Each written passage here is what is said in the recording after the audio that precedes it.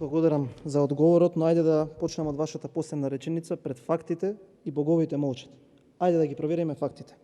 Страна 33 во неделникот Фокус, одговор на ваше прашање под дел Судството независно од извршната власт.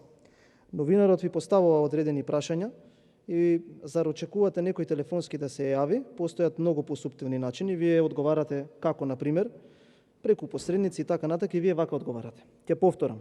Не ни паѓа на памет такво нешто, нема инсталирање на своји луѓе во судството и политички определени. Судиите се избираат преку судскиот совет. Знаете пред некој време кој беше избран во судскиот совет? Господјата Црвенковска. Знаете каква функција имала таа во минатото? Шеф на кабинет на Владо Бучковски. Тоа не ви значи ништо. Тој беше еден од вашите претходници, претпоставам, ако ја заборавате историјата партиска како што ја заборавате државната, тогаш вие сте во право, ама не сте. Ајде да провериме кој за вас не е крив и кој треба да докаже собствената невиност. Само неколку факти дозволете ми.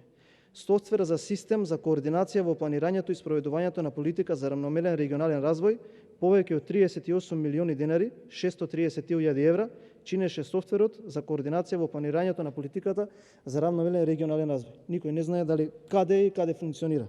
Софтвер за безбедност во сообраќајот МВР. Драги Рашковски набавил софтвер за сообраќајни прекршоци кој не се користел, бил платен 80.000 евра.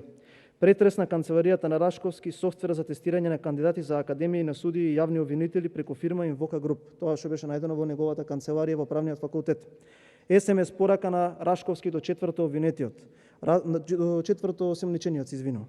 Рашковски на четврто осомничениот во случајот му испратил СМС порака со упатства како да се однесува во случајот, цитирам, се извинувам за ваквиот речник: слушај, изразувај се стручно, вие се глупи, ништо нема да те разберат. Хонорарци. И четврто осомничениот во случајот со набавка на софтверот за сообраќајни прекршоци бил хонорарно ангажиран од генералниот секретаријат на владата. Предходно се објави дека джипот што го вози екс генсекот Драги Рашковски е на име на еден од тајните хонорарци во владата, кој што е осомничен од аферата. Овие што добивале 80.000 па 30.000 му враќале во кеш. Секретарката на Рашковска е една од тајните хонорарци на владата која зема 38.000 денари, е на ваков човек. Вие му верувате и тврдите дека е невин.